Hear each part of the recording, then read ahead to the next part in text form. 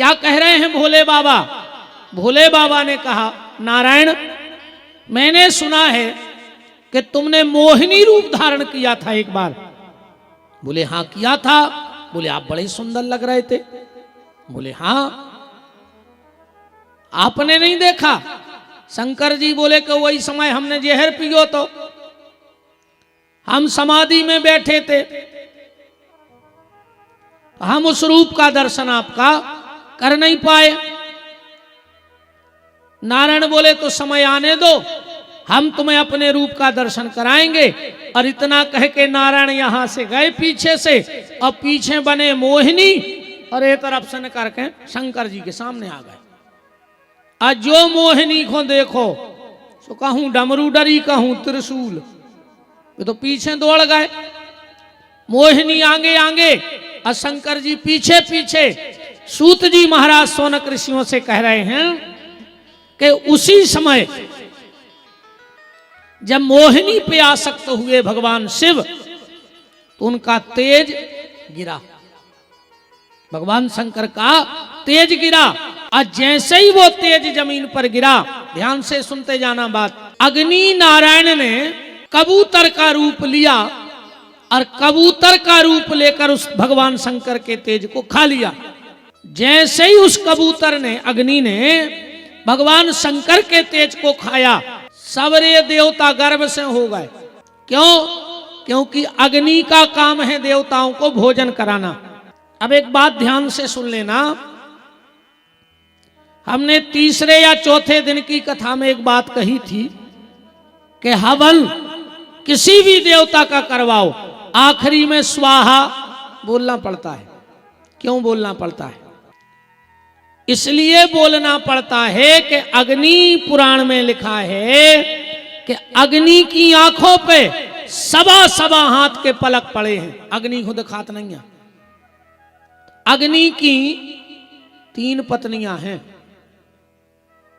स्वाहा, स्वधा और मातरो। इनका अलग अलग काम बटा है। स्वाहा नाम की पत्नी जब अग्नि के पास जाती है और कहती हम आ गए स्वाहा, सुबह मुंह खोल दे। और जो भी साकल्य डाला जाता है, एक बात और हमारी ध्यान से सुन लो माताओं, माताओं को साकल्य बनाने का अधिकार नहीं है। जो माताएं साकल्य बनाती हैं और उसका हवन जिसके घर में होता है, उसके घर की सुख शांति जल जाती है। ध्यान से सुन लेना बात। साकल्य समझ गई? जो हवन किया जाता है, जबा, तिल, चावल, अगर तगर, जटामासी, कबीला, छबीला, भोजपत, बहुत औषधि डलती हैं उसमें। हवन पे आ जा, हवन से समझ जाना, साकल्य से। आप जबा धो लो, तिल धो लो, चावल धो लो, सुखा लो, पर जब इकट्ठा करने का नंबर आए तो 9 साल से छोटी बेटी से वो साकल्य इकट्ठा करवा लेना। फिर देखना आप अपने घर के हवन का कमाल। और अगर तुमने साकल्य मिला दिया और हवन हो गया तो तुम्हारे घर की शांति जल के राख हो जाएगी। क्योंकि 9 साल से बड़ी माता को, नारी को साकल्य बनाने का अधिकार शास्त्र में नहीं लिखा है। इसके बाद अब इस चीज का ध्यान रखना। हमने पहले ही कहा था, हमसे वो चीजें जान लेना जिनसे आज तक आप लोग अनभिज्ञ रहे हो। पूतना ताड़का ये तो हजारों बार मर गई तुम्हारे क्षेत्र में, कहा फर्क पड़ो। हम ज्यादा नहीं पड़े इन राक्षसों के चक्कर में। तुम्हारे मरा है, वो तो जिंदा होते तो हमारे बाप की दम हती के हम कंस मार देते। का बताओ, छज्जे सब कंस जिंदा हो तो तुम्हारे यहाँ आते कथा सुनबे। वो गड़ा दे तो तवा नदी में, रेता में तुम सुबह तो मरे मराए आए। अब आजकल एक जो नाव चलन चलो, हर साल रावण जल रहा हो, माने मारो ने कहा हो, जब तो हर साल मर रहा हो। रावण तब मरेगा कलयुग का जब राम होंगे जलाने वाले। अच्छा आजकल रावण को जलावे भी बड़े बड़े लोग आउत नहीं काय जे को मर जाए तो आगी को देत कुलाई खानदान के देत नहीं देत। तो जन जे रावण बार वे आत हैं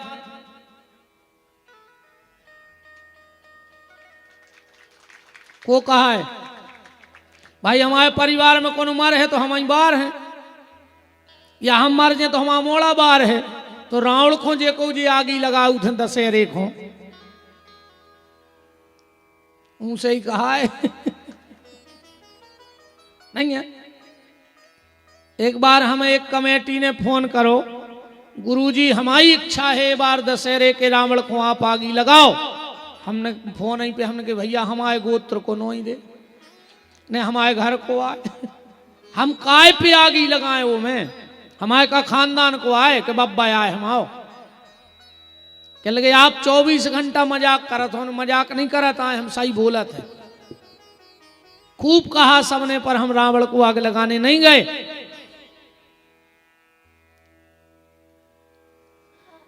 तो निवेदन हम ये कर रहे थे कि अग्नि की 3 पत्नियां हैं।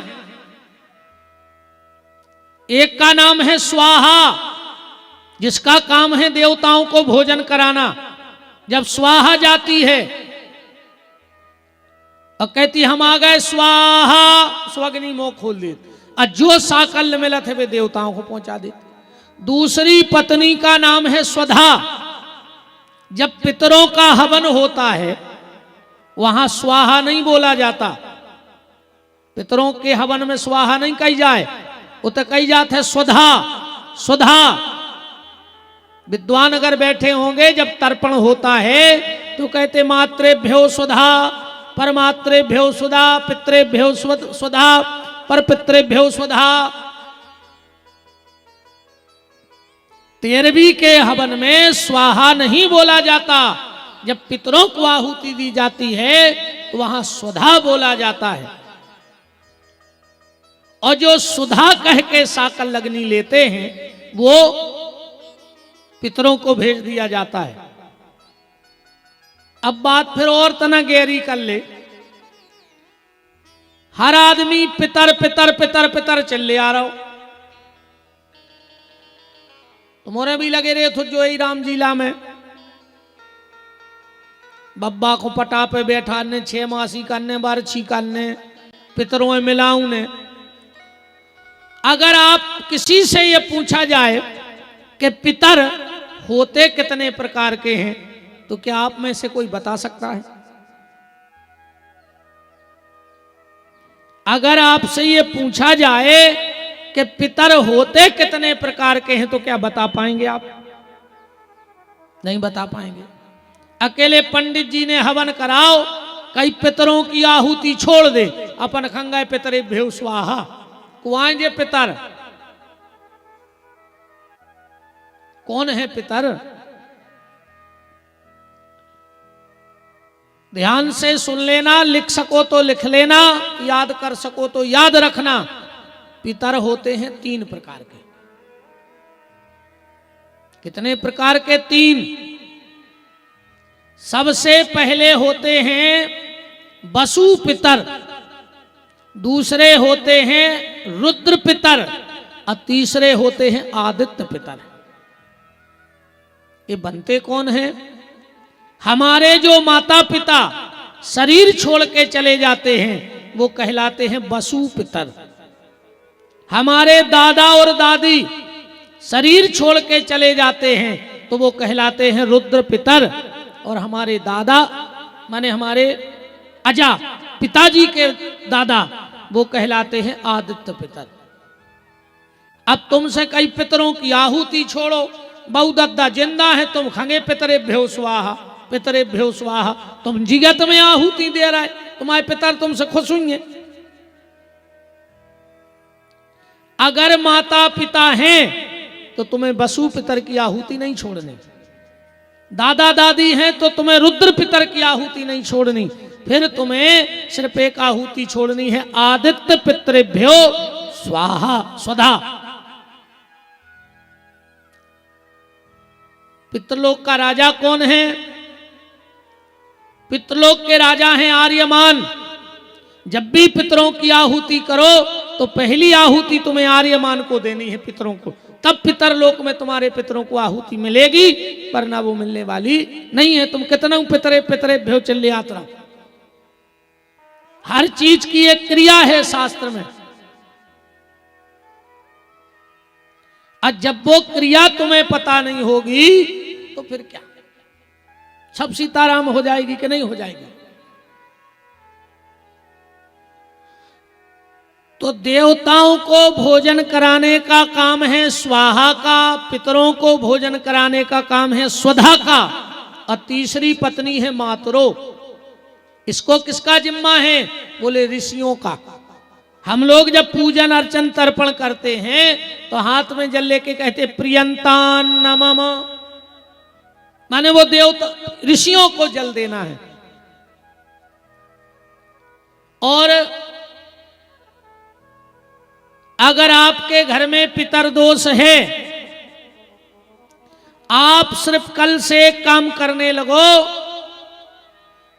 अगर 21 दिन में तुम्हारे घर की दिशा दशा न बदल जाए तो 23 फरवरी से हमारी जो कथा है धाम पे, वहां आके हजारों पब्लिक में खड़े होके कहना कि आप सोनतलई आए थे और झूठ बोलकर आए थे कथा में, हमने किया पर हमें कोई फायदा नहीं लगा। आप कल से सिर्फ 2 मिनट का समय सुबह स्नान करके तर्पण करने लगो, पानी देने लगो, बस जो विधि हम बता रहे हैं। और ये तो लगभग हमारा निवेदन है, हर व्यक्ति को करना चाहिए। आप सब इतना किया करो, पानी दिया करो 3 लोगों को रोज, क्योंकि हमारे ऊपर 3 लोगों का कर्ज है। पहला देवताओं का, क्योंकि देवताओं ने ये शरीर दिया है, ध्यान से सुनना, ये शरीर किसने दिया हमें? देवताओं ने। फिर दूसरा कर्ज है हम पे सप्तऋषियों का, जिन्होंने अपना गोत्र हमें दिया है। यहां जितने लोग बैठे हो ये सब सप्तऋषियों की संतान बैठे हो, 8वां कोई ऋषि है ही नहीं। हम सब लोग सप्तऋषि की संतान हैं।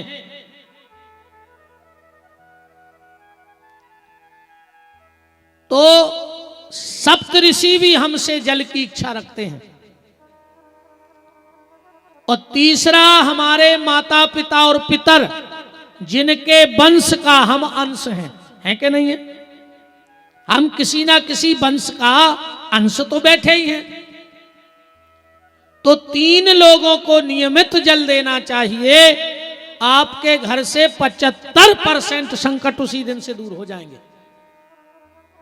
देवताओं को जल दो, ऋषियों को जल दो और पितरों को जल दो। और जल कैसे देना है? सुबह स्नान करो और जिस तरफ सूर्य उदय होता है उस तरफ मुंह करके खड़े हो जाओ। बाएं हाथ में जल का लोटा ले लेना, बायां हाथ समझ गए उल्टा डेरा, दाहिने हाथ को सीधा करना और जल उंगलियों पे छोड़ना।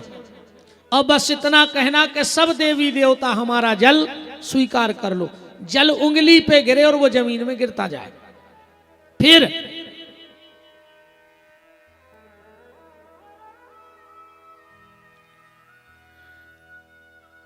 उत्तर दिशा की तरफ खड़े होना, बाएं हाथ की तरफ मुड़ जाना, वहीं खड़े खड़े, और हाथ पे ऐसा जल डालना कि वो जल तुम्हारे यहां से गिरे। ध्यान से, ये तीर्थ सप्तऋषि क्षेत्र है हाथ का। तो यहां बीच में जल डालो कि वो जल यहां से गिर जाए। और बस इतना कह दो कि हम जिस ऋषि के अंश हैं उनके लिए हम जल दे रहे हैं। तो ये ऋषियों को जल। फिर 1 मिनट के लिए दक्षिण दिशा की तरफ खड़े हो जाओ और जल ऐसे चढ़ाओ कि जल यहां से गिरे, अंगूठा और इसके बीच से। और अपने गोत्र का नाम लेके बस इतना कहना, अमुक गोत्र जो तुम्हारा गोत्र हो, इस गोत्र के जितने भी मेरे पितर हैं वो हमारा जल स्वीकार कर लो। इसमें कितना टाइम लगेगा? ज्यादा से ज्यादा 3 मिनट। आधे से ज्यादा संकट तुम्हारे जीवन के दूर हो जाएंगे, आधे से ज्यादा। और अगर प्रत्यक्ष प्रमाण देखना है तो एक डिब्बे में, तुलसाने में तिली रख लो काली, और जब पितरों को जल देने लगो तो थोड़ा सा तिल अपने हाथ पे रखना और जल छोड़ना कि वो तिल तुम्हारे यहां से जल के सहारे नीचे गिर जाए। और गोत्र का नाम लेके पितरों को जल दो, तुम्हारे घर में कोई दिक्कत नहीं आएगी, क्योंकि पितर दोष के कारण ही घर में बीमारी, कलह और झगड़ा होता है। जिसके घर में बीमारी लगी हो, जिसके घर में झगड़ा चल रहा हो, कलह मचा हो, समझ लेना हमारे पितर हमसे असंतुष्ट हैं, इसलिए हमारे घर में ये सब हो रहा है।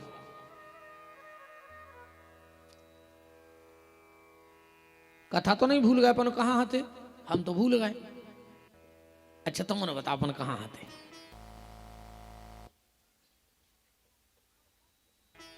अच्छा बताओ तो कहां आते? अग्नि ने शंकर जी को तेज खाला, सो देवता गर्भ से हो गए। इतने हते अपन भी तो फिर हम पकड़ंडिया पकड़ गए थे तैसे। इतनी हते जा भी हमारी जिम्मेदारी है नहीं कि हमें जा भी खबर रखने के कहां से घुमाओ तो तुम्हें। इतने हते अपन कथा में। जैसे ही अग्नि ने वो शिव जी का तेज खाया, सब देवता गर्भ से हो गए, हाहाकार मच गई।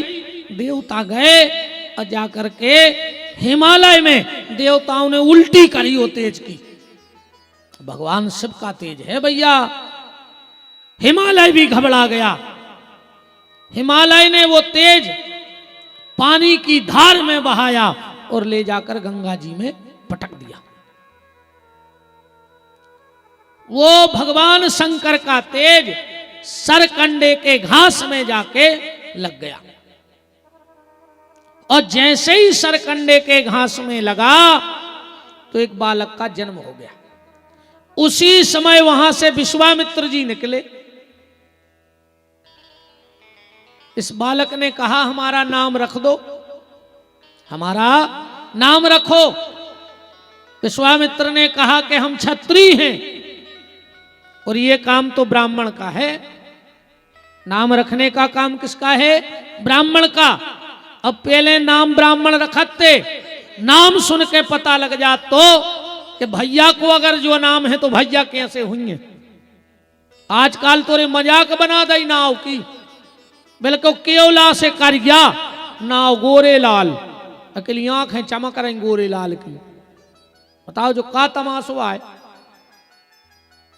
नाव गंगाधर और सपरे ने महीना भर, 1 महीना होगा पानी नहीं डारी मूड पे, कही जे गंगाधर यहाँ काय के गंगाधर।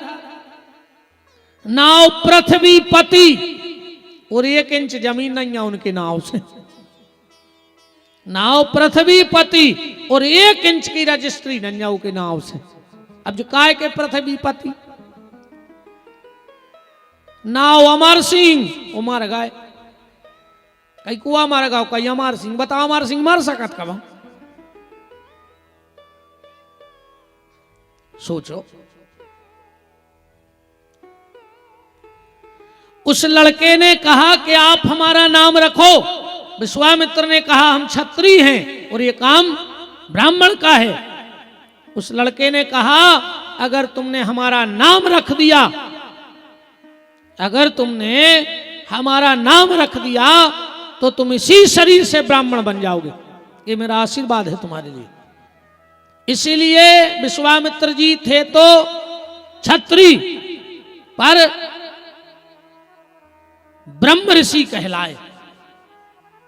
थे तो राज ऋषि पर ब्रह्म ऋषि कहलाए। सब विश्वामित्र को ब्रह्म ऋषि कहते, अकेले वशिष्ठ जी कहते आओ राज ऋषि विश्वामित्र मन क्षत्रिय ऋषि। एक दिन विश्वामित्र ने सोची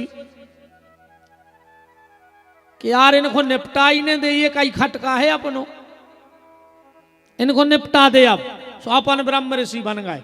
एक आदमी विरोध कर रहा पूरे संसार में, जब वो ही नहीं रहे सो एक दिन उठाई तलवार, अब वशिष्ठ जी घुमार भी चल जाओ। संयोग देखो,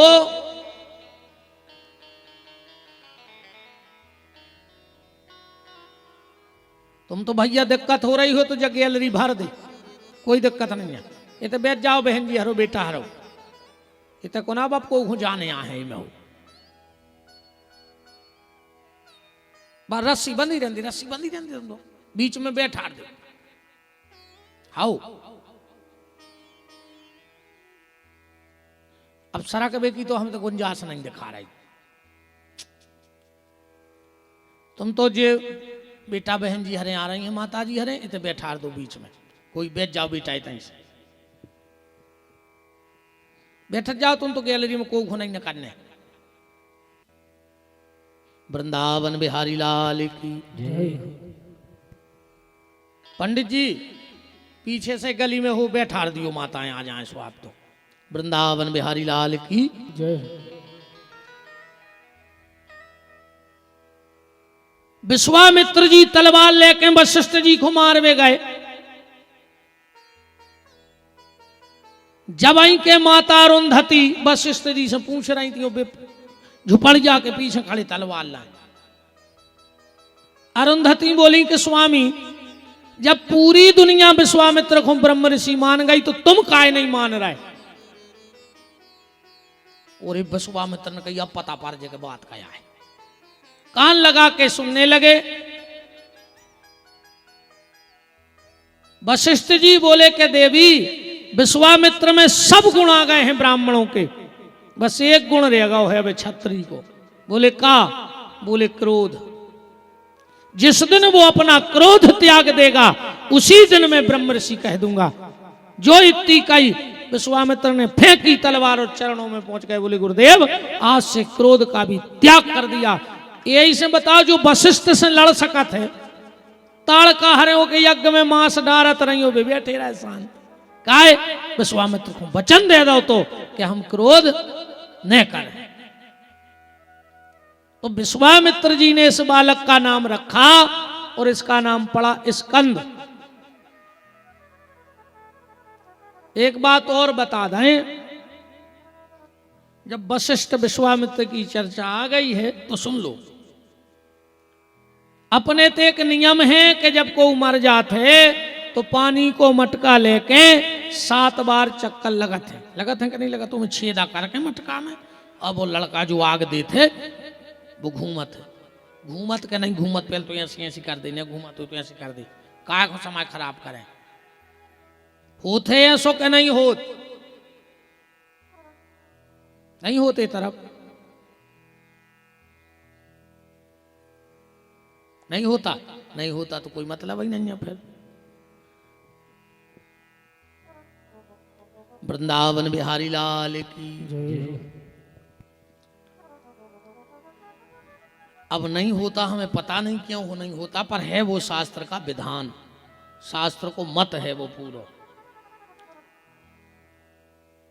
विश्वामित्र जी नाम रख के चले गए, और जब नाम रख के विश्वामित्र जी चले गए तो वहां 6 ऋषि पत्नी रोज गंगा जी के पास आती थी और गंगा जी से कामना करती थी कि मां हमें भी पुत्र सुख मिल जाए।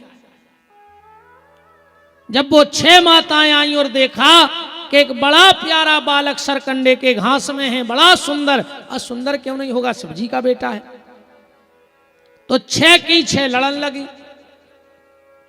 वे बोली ये खो हम पाल हैं, वे बोले हम पाल, तो 6 ने कही कि अपन इकट्ठो पाल भी ये बालक के लाने। 6 की 6 माताएं इस बालक को इकट्ठा पालेंगी। अब लड़ाई ये पे भाई के पहले गोदी में लेके पायपान को करे, पाल तो 6 ही ले, पर पायपान कौन कराएगा?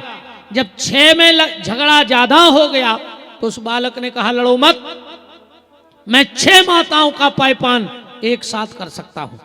बोले कैसे? तो इस बालक की एक गर्दन थी, पर इसने देखते ही देखते 5 गर्दनें और बना ली और 6 माताओं का दूध एक साथ पिया। इसीलिए कार्तिकेय जी के कितने मुंह हैं? 6 मुंह के हैं कार्तिकेय जी। कृत्तिकाओं ने इनको पाला, इसीलिए इनका नाम कार्तिकेय पड़ गया। कार्तिकेय जी ने कहा, माताओं मैं 6 महीने तुम्हारे पास रहूंगा।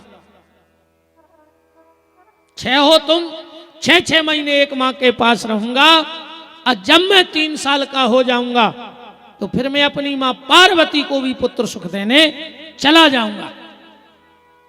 3 साल हो गए। अबे पार्वती हो कछु पता नहीं है। एक दिन नारद जी पहुंचे, पार्वती जी ने खूब स्वागत करो गुरु जी को। अब बैठी बैठी बोली, गुरु जी 3 सालें हो गई शादी को, अब घर में अब कछु खेल खिलौना बालक हो जा तो। नारद जी बोले, माता जी तुम भली माता नहीं बनी, पर शंकर जी पिताजी बन गए। अरे आप बताओ का भाव हो जे फिर। नारद जी ती कह के चले गए। अच्छा कबऊ कबऊ गुरु जी हरे भी यार बागत करत है। एक गुरु जी लबक गए एक चेला के। चेला हा तो बड़ो आदमी, गुरु जी हते 2-3 किलोमीटर दूर गांव के। सुबह तो सवेरे आ जाए रोज, आज जो दे दे, आज वो दे दे, आज जो दे दे। चेला भारी मानत तो सबको सब दे देवे। अब चिलियान परेशान, चिलियान माने घरवारी के भोंसरा आंख नहीं खोल पाए तो महाराज बैठा ले। उन्हें कहीं कछु तो पाए करने पर। अब चेला चलो गो एक दिन खेत, और महाराज आ गए। एक ही घर बारी बैठ कर रोन लगी। पंडित जी ने कही कहा होगा। अब जब बोले कछु ने रोवे, कहा होगा ओ बताओ तो। जब बोली कि तुम्हारा जजमान पागल होगा। पागल होगा बोले, रात से कुछ ने कहा होगा जे को मिल रहा हो। एक लाए हैं रस्सी और एक लाए हैं मूसा, बांध के तो नो मार रहे हैं। महाराज ने सोची तो अपन सड़क ले जल्दी आने जाए। फिर नहीं बैठे महाराज। चेले आने खूब कही कि गुरु जी चाय पी ले। कह लगे नहीं नहीं फिर। अच्छा ना ऐसे गुरु जी गए, माँ ऐसे चेला है, पता लग गया कि गुरु जी आए थे। पत्नी से कह लो का गुरु जी आए थे। बोले हाउ का कह रहे थे? अरे बोले विद्या कह रहे थे एक रस्सी दे दे एक मुंह सर, तुमने दाव नहीं। घरवारी बोली तुम हते ने, हमने बिना पूछे दाव नहीं। चेला बोलो उठाओ, अब तो गांव के बाहर ही गए हुए, हम बोला दे रहा है। एक हाथ में लाए रस्सी और एक में मुंह सर। आ गुरु जी भी हिलना बिल्कुल। फिर नहीं लौटे। वो कहे ए गुरु जी लाए तो जा। बोले अब ने यहाँ है कब आऊं। ऐसी गत होत है। पहले गुरुजी ढूंढवे में बहुत टाइम लगा तो रे। अब तो गुरुजी इतने फिर रहा है, गुरुजी की कोई कीमत नहीं बची कलयुग में। गुरु मिलन लगे पान की दुकान पे। 5 को ले जाकर जो एक गुरु दियो, गुटका नहीं याद गुरु, ऐसे लटके गुरु पान की गुमटी पे। कहिए गुरु देव सोने पटाओ और दे दो। चेला ने लाओ गुरु, बीच में से पटाओ।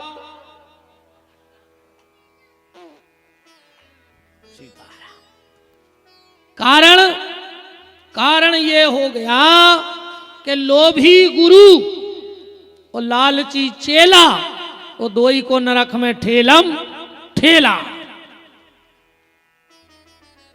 गांव गांव गुरुजी फिरे, गांव गांव गुरुजी फिरे, कहें दीक्षा ले। तुम नरके जाओ चाहे स्वर्गे, हमें तो धोती कुर्ता देओ। तुम्हें जहां मन हो तो मर जज्जो। अच्छो कुर्ता कपड़ा कटवा ले आओ और अच्छी ले आओ धोती, फिर तुम्हें जहां मन ने सो मरत रज्जो। सो गुरु चेला भी कहते एक दिन वो पता लगो कि गुरु जी मर गए। उन्हें भी अच्छी बात कही। काहे? बोले गुरु मरे अच्छे मरे और चेला के मन चैन, और हर साले आ जात ते धोती कुरथा लेन। अच्छे मार गए हर साले तो आते कहाँ न लो आए, है ना। गुरु और शिष्य का संबंध जानते हो कैसा होता है? जब पति और पत्नी का संबंध जुड़ता है तो एक गांठ जोड़ी जाती है, बीच में लगाई जाती, मतलब पति और पत्नी के बीच में एक गांठ होती है। पर जब गुरु और शिष्य का संबंध होता है तो बीच में एक कोरा कपड़ा होता है, उसमें कोई गांठ नहीं होती है। शिष्य और गुरु के बीच में गांठ नहीं होनी चाहिए, उसको गुरु शिष्य का संबंध कहते हैं। गुरु का मतलब ये नहीं है आजकल के गुरुजी हरे सब जानत माया वे खुदवा देवे। हमें जा बताओ यार को हम माया खुदवा लेत होते, हमें दिखात होती तो हम तुम्हारे गांव में जे रीछ से बने डरे ही काय खो होते। एक एक दो दो रुपया की चिल्लर बैठे रहते हम खुदा ही ना खोद लें।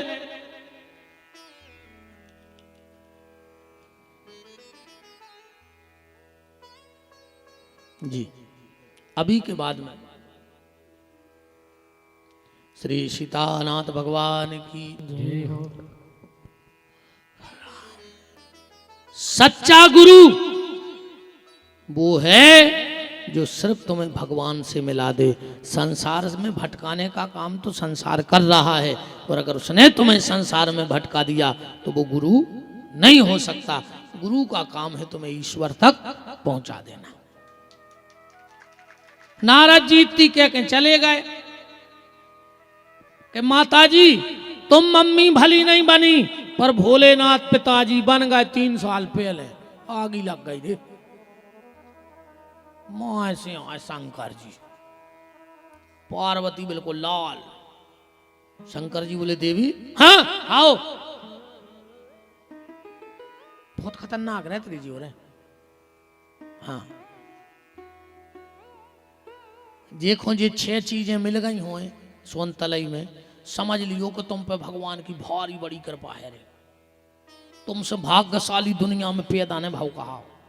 अगर ये 6 चीजें तुम्हारे घरे हो तो जोड़ियो। हम नहीं कह रहे, नीति संग्रह में श्लोक लिखो है। कौन कौन? अर्थागमो नित्य मरियोगिताचो प्रियाचो भार्या प्रियवाद नीचो बसस्य पुत्रार्थ करीचो विद्या षड्जीव लोकस्य सुखानि राजन।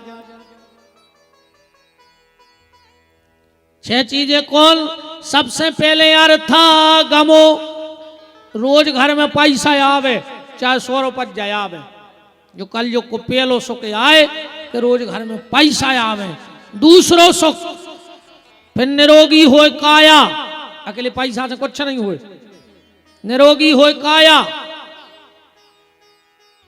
ऐसो पैसा भी कछु काम को नहीं। ढाबा पे लगी गाड़ी, ड्राइवर ने जाकर 18 तंदूरी खाई, पैसा दाए मालक ने। और जब मालक को नंबर आओ सुबह मूंग की दाल पी रहे चम्मच से। अब ऐसे पैसा का मतलब को बताओ? पैसा तुम्हारा मजा ड्राइवर मान रहा, अब तुम मूंग को पानी पी रहे, ऐसा पैसा कोई काम को नहीं। तो पहला सुख पैसा आवे, दूसरो सुख शरीर स्वस्थ, तीसरो सुख अच्छे लोगों में बैठो उठबो हुए, अच्छे लोगों से मित्रता हुए। चौथो सुख कहूं घरवारी अच्छी बोलवे वारी मिल जाए। न 3 ही सुख फेल। तुम्हारा कितना पैसा होए, कितना शरीर स्वस्थ होए, तुम कितना अच्छे लोगों में बैठत हो, कम घरवारी सोच लेवे तुम कोरा नहीं तोड़ सकत घरे। अच्छा ये भी बिल्कुल तुक साथ के बैठत है। घरवारे को थाली परस दे हैं जो नो कछु ने के, और जैसे ही उन्हें पियलो कोरा टोर और मुंह के जान लगो वो कोरा सुबह ठकाई बगल में पता कैसे करा। अब वो बिल्कुल कोरा खाइया रहो तो बगल में बैठ के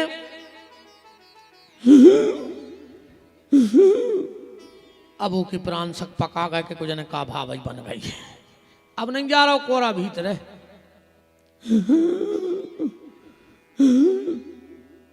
का होगा बताओ तो क्या।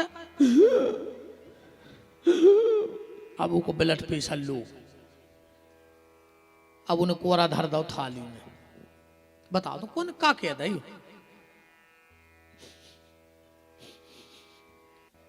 आज तुम्हारी मम्मी हमसे ऐसी बोली, हमने तुम्हारा मुंह देखो नाम फांसी लगा लेते। अब खा ले तुम्हारे बाप में दम हो तो कितना लम्बड़दार बनी रहो तुम तो। बहन जी हर रोटी खा ले देंगे बेचारों को। फिर अपन डुकर का पुराण सुना दो। बिल्कुल दुख साध के बैठा। कहा डॉक्टर कहा है झूठी है हमारी बात के सांची।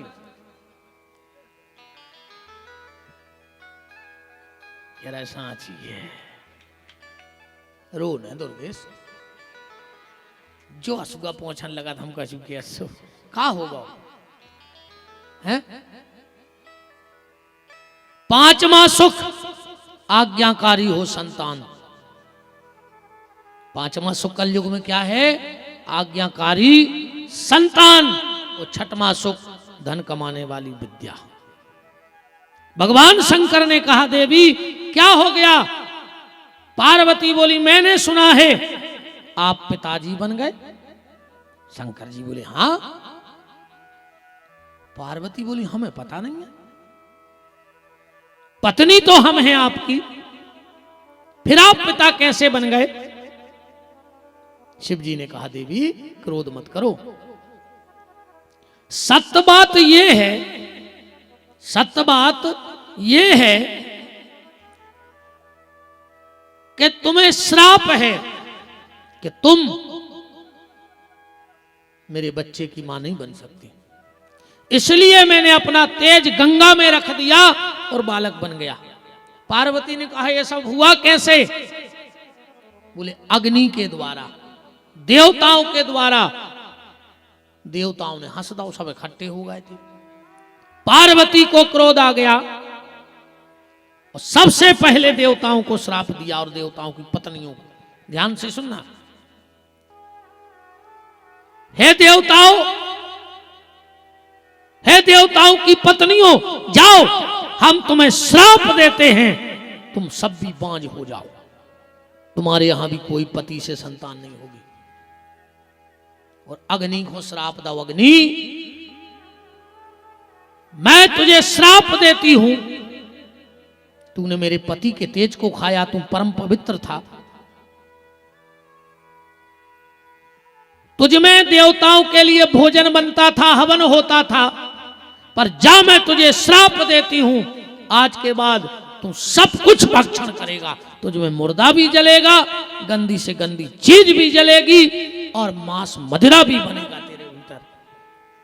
और तूने अग्नि का रूप लिया है कबूतर तो जा मैं तुझे श्राप देती हूं। जिसके घर पे कबूतर बैठ जाएगा और अगर उसके घर पे कबूतर की बीट पड़ी रहेगी छत पर तो वो आदमी जल्दी दरिद्र हो जाएगा। उसके घर में दरिद्रता आके बैठ जाएगी। ये श्राप दे दिया। स्वामी कार्तिकेय जी को लेकर कृतिकाएं आई हैं और बड़ा उत्सव मनाया गया है कैलाश पर। इंद्र ने कहा भोलेनाथ हमारी इच्छा है कि जो उत्सव हमारे घरे मनाओ जाए। 1 महीना तक भगवान शंकर के बेटे का जन्म उत्सव मनाया गया। और उसी महीने का नाम कौन सा पड़ गया कार्तिक का महीना। और 1 महीने गंगा स्नान का बड़ा फल है। कार्तिक में सबसे ज्यादा स्नान का फल है।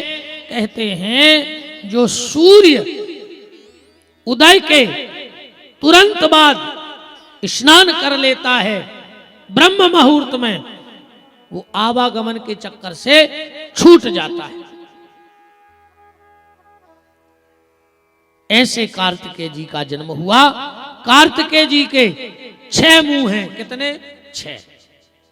अब ये बात को तना ऐसी समझ लो कथा से हटके। कार्तिकेय जी को जन्म कौन को मारवे भाव? तारकासुर को। तारकासुर क्या है? समाज में जो तर्क फैला है, समाज में जो तर्क फैला है, उसके लिए कार्तिकेय जी का जन्म हुआ। कार्तिक का मतलब है पुरुषार्थ, और समाज में फैले हुए पुरुषार्थ को, तर्क को पुरुषार्थ खत्म करेगा।